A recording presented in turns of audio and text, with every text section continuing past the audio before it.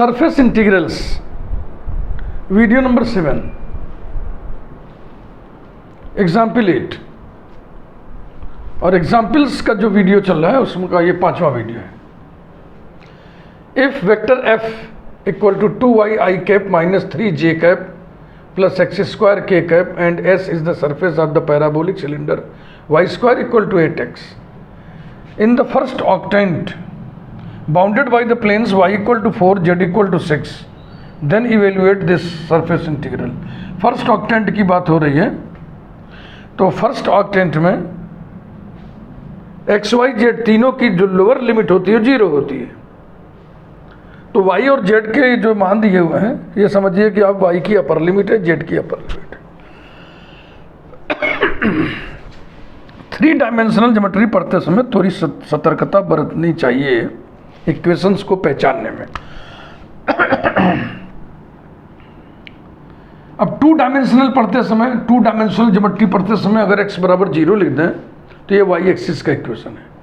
3 dimensional geometry पढ़ते समय x बराबर 0 लिख दें तो ये किसका इक्वेशन है? yz प्लेन का इक्वेशन है। अब x² plus y² equal to a² लिखा है तो आप कहेंगे सर्किल का इक्वेशन है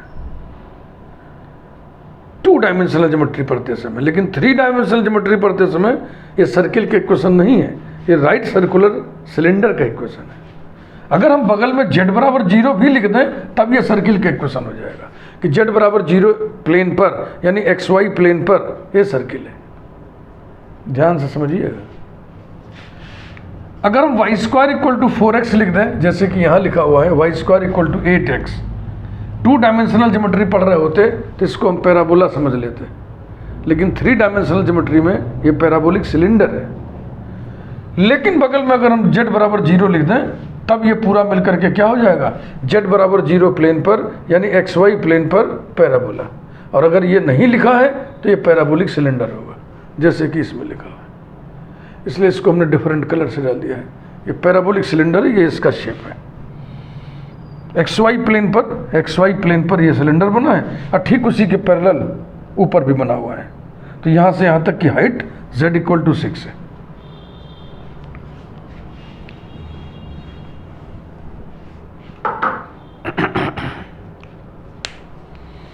तो अब देखो ये xy प्लेन है, xy प्लेन पर ऐसे सिलेंडर बना हुआ है ना ये। तो ये जो सरफेस है सिलेंडर का ये xy प्लेन पर परपेंडिकुलर है, तो सरफेस का जो प्रोजेक्शन जाएगा xy प्लेन पर वो कर्व होगा। तो फिर डबल इंटीग्रल इवेल्युएट कैसे करेंगे? डबल इंटीग्रल इवेल्युएट करने के लिए हमें एरिया चाहिए, इसलिए हम जो प्रोजेक्ट करते हैं xy प्लेन पर प्रोजेक्ट नहीं करेंगे, या तो yz प्लेन पर प्रोजेक्ट करेंगे या तो zx प्लेन पर प्रोजेक्ट करेंगे। Let us see the calculation. Phi 8x minus y² equals to 0। Nabla phi equal to del phi by del x i cap plus del phi by del y j cap plus del phi by del z k cap. Phi में z है ही नहीं है, तो ये हो गया 8i cap minus 2y j cap. Mod nabla phi is equal to under root 64 plus 4y² equals to 4 को बाहर लेना है तो 2 बन के बाहर आएगा और अंदर हो जाएगा y² plus 16। Unit vector, unit outward normal vector n cap is equal to nabla phi upon mod nabla phi is equal to 2 into 4i cap minus yj cap upon 2 into under root y² plus 16 is equal to 4i cap minus yj cap upon under root y² plus 16। f arrow dot n cap is equal to इससे dot करना है तो i वाले coefficient का i वाले coefficient में multiplication करिए। 8y minus into minus plus 3y upon under root Y square plus 16। 8y plus 3y माने 11y। 11y upon under root Y square plus 16। Since the surface is perpendicular to xy plane, therefore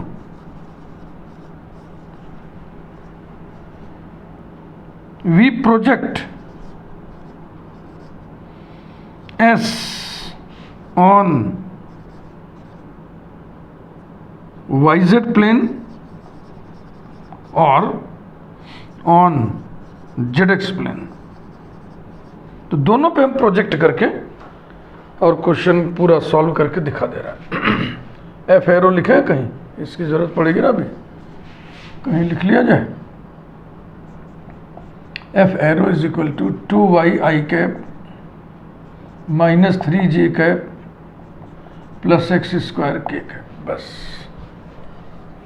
और y equal to 4, z equal to 6 limit है, ये भी लिख लो यार। y equal to 4, z equal to 6।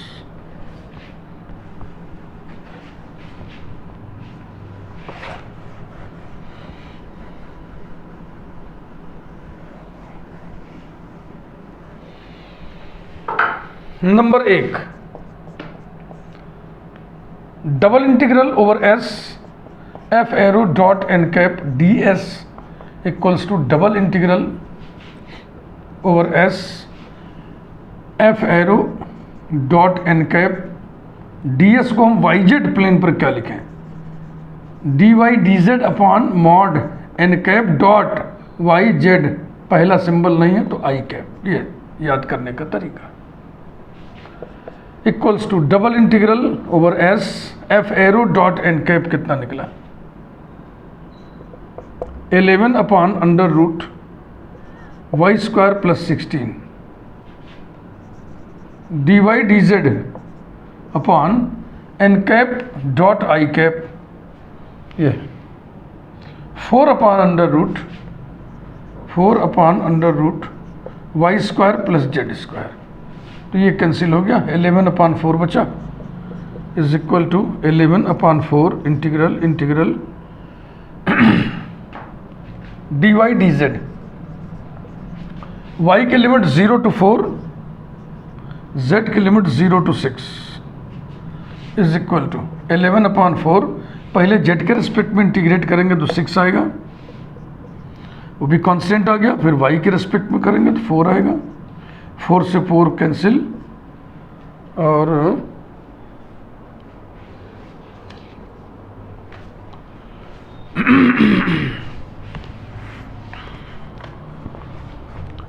Answer कुछ तो गड़बड़ किया है हमने, इसीलिए भाग के हम आंसर देखने आए हैं।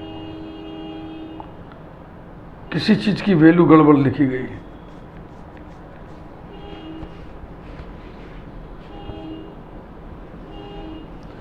यस यहां पकड़ में है, देखो 8y, क्योंकि आंसर 66 आ रहा है, ये जो सिस्टम है इसने कह दिया मिसमैच। 11y है बेटा, ये y है, यहां सुधारो बस, 11y और यहाँ y, तो z के रेस्पेक्ट में तो ठीक हुआ है। अब y के रेस्पेक्ट में integral 0 to 4 y dy is equal to 33 upon 2 Y square upon 2 4 square upon 2 16 upon 2 यानी कि 8। तो ये आ गया कितना, 33 into 4 is equal to 132। Yes, it is correct answer.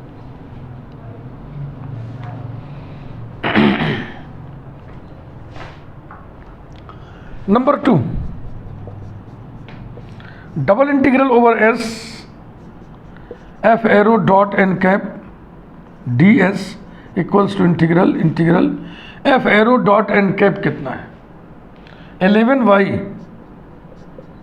11y upon under root Y square plus 16 और ds को हमने लिख दिया z एक्स प्लेन पर, dz dx upon mod N cap dot x और z, पहला तीसरा, दूसरा नहीं है j cap.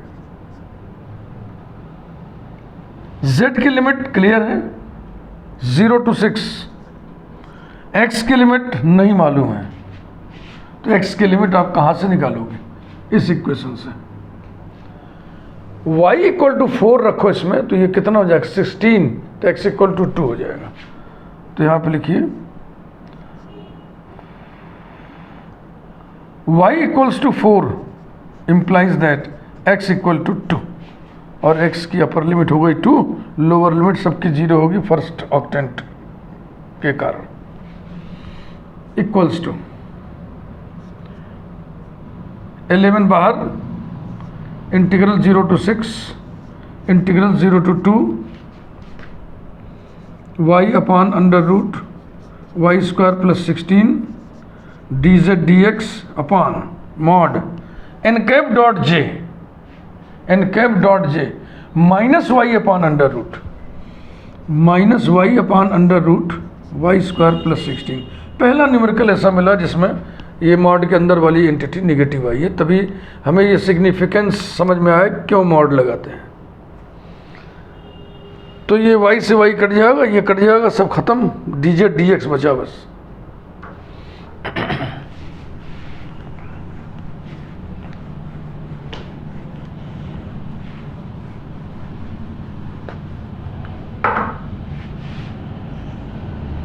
implies that double integral over s f arrow dot n cap ds is equal to 11 integral 0 to 6 integral 0 to 2 dz dx equals to 11, पहले x के respect में integrate करेंगे 2 आएगा, फिर z के रिस्पेक्ट में करेंगे 6 आएगा, तो ये हो गया 22 क्रॉस 6 इक्वल्स टू 132। तो दोनों तरीके से हम करके दिखा दिए ताकि आपके मन में ये ना चले कि सर ने क्यों Y D Y D Z ही लिया, क्यों dz dx नहीं लिया, क्यों छोड़ दिया। तो हम करके दिखा दिए। एग्जाम में ऐसा ना करिएगा, एग्जाम में कोई एक चूज करिएगा। नेक्स्ट एग्जाम्पल,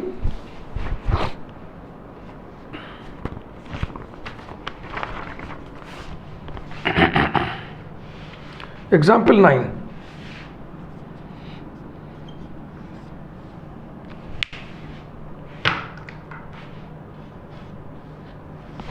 Evaluate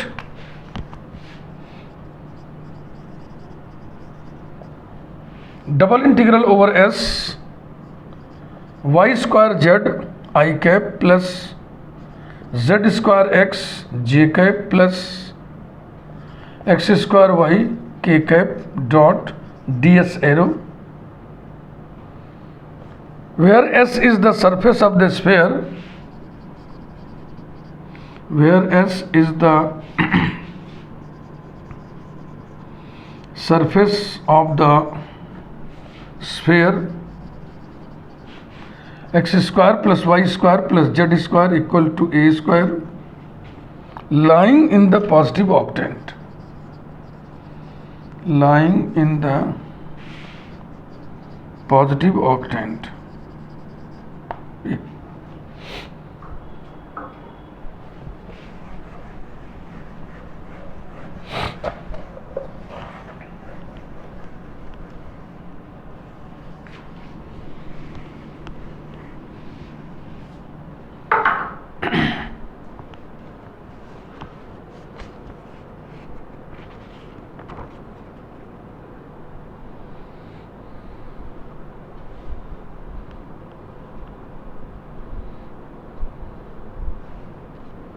शुरू किया जाए। इसमें कैलकुलेशन थोड़ा सा हैवी पड़ेगा, ऐसा मुझे लक्षण दिख रहा है इसका। कंसेप्ट के स्तर पे कोई कठिनाई नहीं। F arrow is given to be Y square Z I cap plus Z square X J cap plus x square Y K cap. 5 X square plus Y square plus Z square minus A square which is equal to 0. Nabla phi 2xi cap plus 2yj cap plus 2zk cap is equal to 2 bracket में xi cap plus yj cap plus zk cap. Mod nabla phi is equal to 2 mod xi cap plus yj cap plus zk cap is equal to 2 under root x square plus Y square plus Z square equal to 2 under root a square equal to 2a. Therefore unit normal vector n cap is equal to nabla phi upon mod nabla phi is equal to 2 into x i cap plus y j cap plus z k cap upon 2a is equal to x i cap plus y j cap plus z k cap upon a. F arrow dot N cap is equal to, इससे dot करना है तो x y square z और upon a रहेगा तो 1 upon a पहले ही लिख दिए. X y square z plus y z square x plus z x square y. Therefore या now double integral over S F arrow dot d s vector is equal to double integral over S F arrow dot N cap D S equals to double integral ये value ये 1 upon a bracket में x y square z plus y z square x plus z x square y. और ds की जगह हम लिख दें, यहाँ कोई संकट है नहीं तो स्फेयर है और पॉजिटिव ऑक्टेंट की बात है तो स्फेयर पूरा किसी प्लेन के परपेंडिकुलर नहीं होगा तो हम एक्स वाई प्लेन पे ले ले रहे हैं projection. D x d y upon mod N cap dot k cap equals to 1 by a double integral over S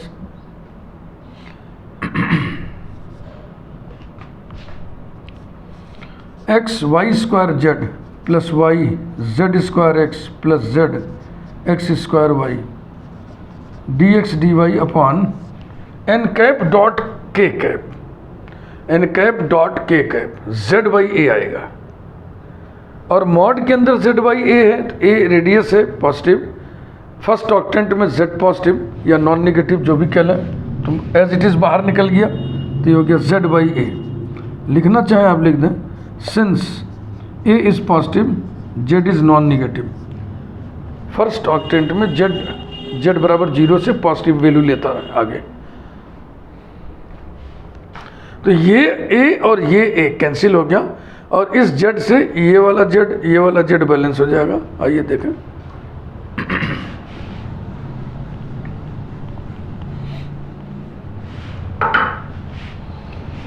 implies that double integral over s capital F arrow dot ds vector is equal to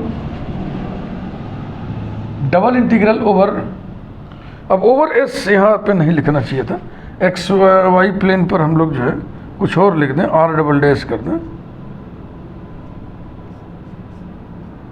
are double dash.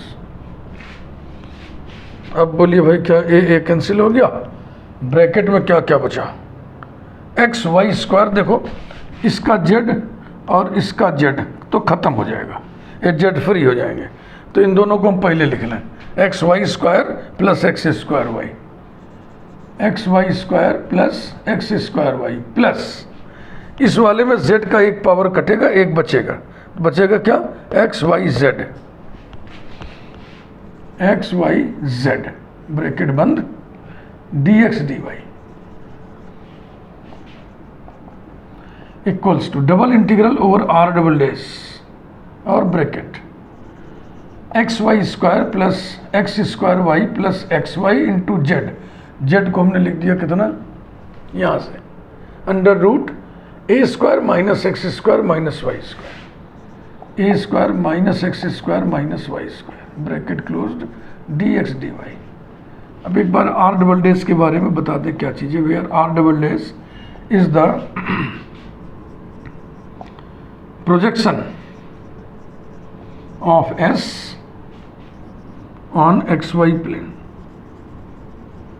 ये रहा। अब इसे evaluate करना है, बहुत ही टेढ़ा है, इसको हम पोलर फॉर्म में बदल के करना चाहेंगे।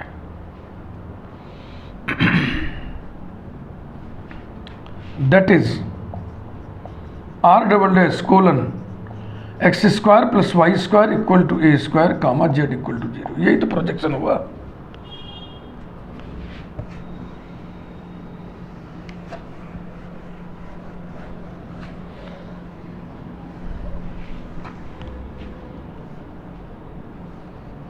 पॉजिटिव ऑक्टेंट के हिस्से को केवल प्रोजेक्ट कर रहे हैं तो पॉजिटिव क्वाड्रेंट में जाके प्रोजेक्ट होगा।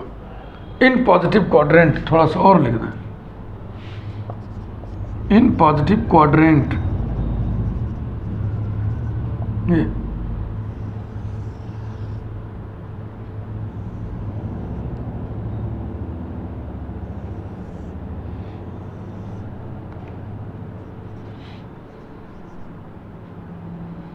ये थीटा इक्वल टू 0 है, ये थीटा इक्वल टू π/2 है, ये थीटा इक्वल टू पाई है, बकिया छोड़ दीजिए।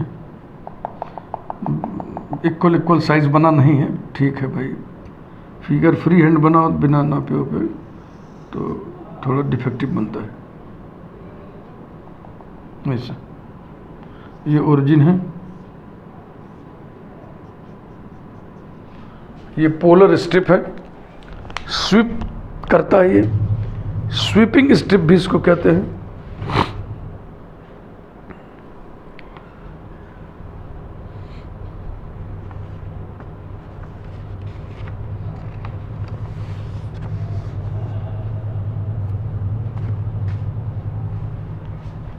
डबल इंटीग्रल को पोलर में बदल के इवेल्युएट करना, ये मल्टीपल इंटीग्रल में सिखाया जाने वाला एक टूल है। We transform the integral to polar form as double integral over S F arrow dot d s vector is equal to double integral bracket x की जगह आर कॉस थीटा, ठीक है ना, ये आपको मालूम होना चाहिए। यहां मैं लिख दे रहा हूं x equal to r cos theta, y equal to r sine theta and d x d y is equal to r d theta d r. ये रिप्लेसमेंट करता है।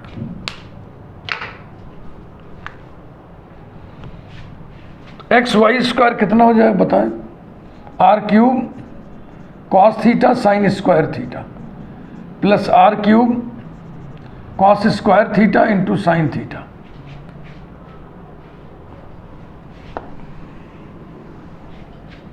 Plus r square cos theta sine theta into under root a square minus r square bracket closed. D x d y की जगह r d theta d r. Theta के limit इस positive quadrant में 0 to π/2, theta के limit 0 to π/2। R का एक सिरा पोल पर फिक्स्ड है, वहाँ पे आर 0 होता है, दूसरा सिरा सर्किल पर है। और इस सर्किल का इक्वेशन क्या होगा? X square plus r square, x square plus Y square, x square plus Y square equal to a square, माने r square equal to a square, माने r is equal to a. तो r की upper limit हो गई ए। इसी को अब evaluate करना है।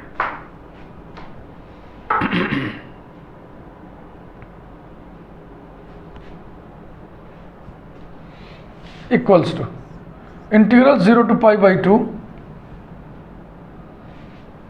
बड़ा bracket integral 0 to a bracket sine theta cos square theta plus cos theta sine square theta multiplied by r cube, है ना।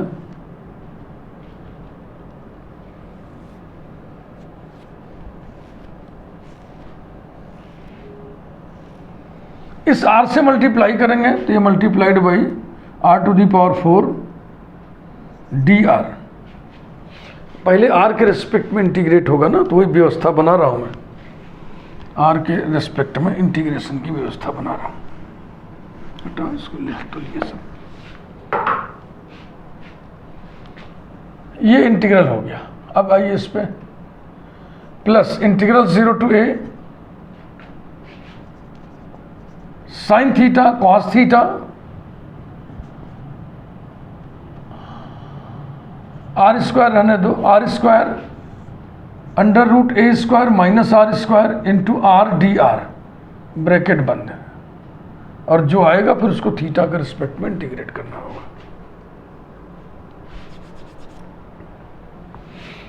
Equals to integral 0 to pi by 2 bracket r के रेस्पेक्ट में कर रहे हो तो ये तो कांस्टेंट रहेगा, आर टू दी पावर 5/5 यानी a to the power 5/5, a to the power 5/5 sine theta cos square theta plus cos theta sine square theta. ये पहले का काम हो गया। प्लस अब इस वाले में देखो हम इस तरीके से कर दे रहे, एग्जाम में से नहीं करने का, इसको अलग से इंटीग्रल निकाल करके इवेल्युएट करने का, या तो साइड में मार्जिन खींच के इसे निपट लेने का। I equal to integral 0 to a, a constant इनको छोड़िए, r square under root a square minus r square r d r, putting a square minus r square equal to t square, so that minus 2r dr equal to 2t dt, that is r dr equal to minus t dt। We have I equal to, देखो लिखने का ढंग सीखो, mathematics में लिखते नहीं लड़के बहुत, ये गलत करते हैं। एग्जामिनेशन में केवल आंसर मिला के नंबर पूरे थोड़ी मिलता है। आई इक्वल टू इंटीग्रल, इस लिमिट वाले अरे सब्स्टिट्यूशन वाले रिलेशन से लिमिट बदलते हैं। आर की लिमिट ये दी गई है तो आर बराबर 0 रखने से टी बराबर ए आएगा, आर बराबर ए रखने से टी बराबर 0 आएगा। और आर स्क्वायर की जगह हम क्या रखना है, आर स्क्वायर की जगह ए स्क्वायर माइनस टी स्क्वायर, और इसके हिस्से क्या आएगा, टी आएगा, और आर डी आर के हिस्से क्या आएगा, minus t d t, minus बाहर लगा दिए, इक्वल्स टू, इस माइनस से लिमिट को सीधा कर लें, integral 0 to a bracket a square t square minus t to the power 4 d t, t के रेस्पेक्ट में इंटीग्रेट करते चलिए, लिमिट 0 टू ए लेते चलिए, तो यहाँ आएगा टी क्यूब अपॉन 3 यानी a to the power 5/3 minus t to the power 5/5 यानी कि a to the power 5/5 is equal to 2a to the power 5/15, यही निकला। तो यहाँ पे लिख दिया जाए plus sine theta cos theta into 2a to the power 5/15। ये रफ वर्क है लेकिन ये फेयर पन्ने पर रहेगा, फेयर पेज पर, और ऐसी मार्जिन खींच के, अगर 2 रंग की स्याही के पेन आपके पास है तो ऐसे करना चाहिए डिफरेंट कलर से, अदरवाइज जो ब्लैक कलर है तो उसी से, और D theta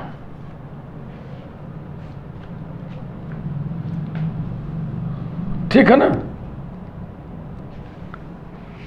equals to integral 0 to pi by 2 bracket a to the power 5/5 मजला bracket sine theta into 1 minus sine square theta plus cos theta into 1 minus cos square theta, ये रहा, plus 2 sine theta cos theta को हमने लिख दिया sign 2 theta, और बच गया ए टू दी पावर 5/15 करली bracket closed square bracket closed, कुछ गड़बड़ कर रहा है देखो, ये केवल इसी के साथ है ना,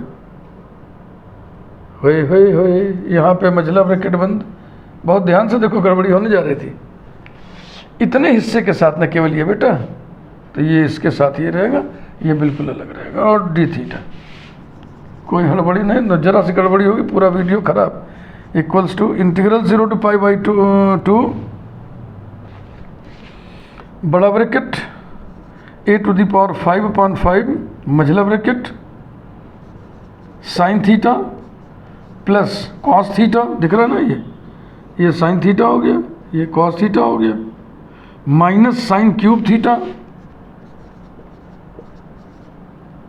minus cos cube theta, curly bracket closed, plus a⁵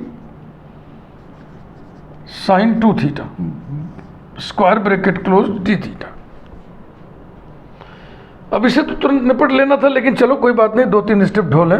अब देखो भैया, under this limit 0 to π/2 cos theta भी साइन थीटा हो जाएगा, और ये कॉस क्यूब या साइन क्यूब हो जाएगा, यही मैं करने जा रहा हूँ, अच्छा लगेगा। इक्वल्स टू इंटीग्रल 0 to π/2 बड़ा ब्रैकेट a⁵ मंझला bracket 2 sine theta minus 2 sine cube theta मंझला ब्रैकेट बंद, plus a⁵ sine 2 theta square bracket closed d theta. यहाँ पे जरूर लिखिए by property of definite integral, ये आपको मालूम है ना, 0 to π/2 कॉस थीटा बराबर होगा 0 to π/2 कॉस π/2 माइनस थीटा, माने 0 to π/2 साइन थीटा। बहुत बढ़िया खींचते चले आ रहे हैं हम लोग, 2-3 स्टेप और।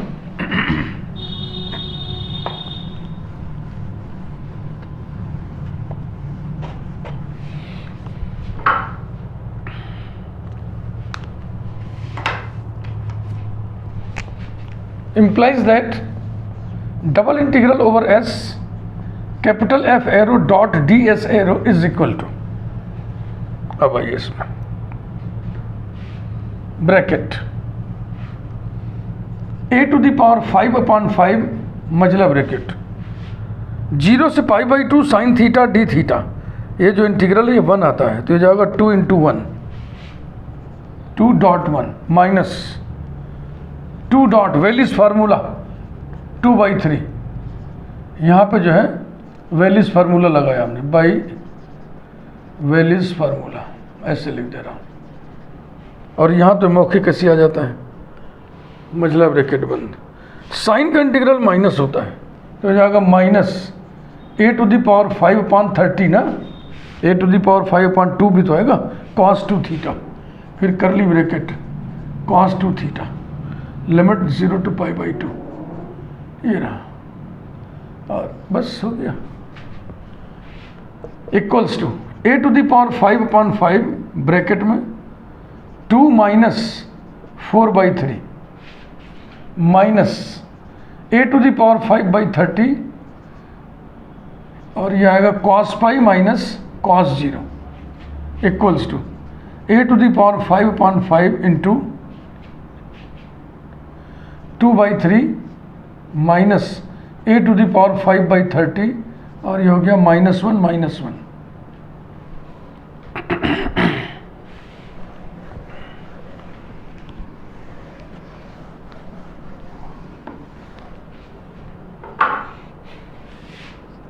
इक्वल्स टू 2a⁵/15 प्लस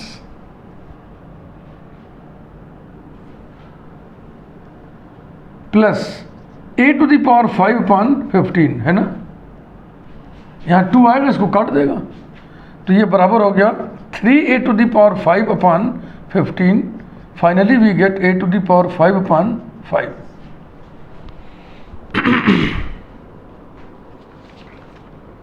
बिल्कुल सही, वाह, मन में एक लगा रहता है कि अगर गलत आ गया तो सब गड़बड़ है। क्लास में पढ़ाते समय देखो, मान लो कहीं गड़बड़ी हो गई तो बच्चे की कापी में देख लिए कहाँ गड़बड़ी है, फिर उस स्टेप से ठीक करा दिए। यहाँ पढ़ाने में क्या दिक्कत है, सब चीज़ हम मिटाते चलते हैं। अब कुछ गड़बड़ हो गया तो पता ही चलेगा किस स्टेप में गड़बड़ी हुई। इसलिए प्रायः मैं क्या करता हूँ, बीच बीच के स्टेपिंग ही नोट करते चलता हूँ। तो इस वीडियो को मैं यहीं समाप्त करता हूँ और बकिया अभी सरफेस इंटीग्रल में बातचीत जारी रहेगी। Thank you.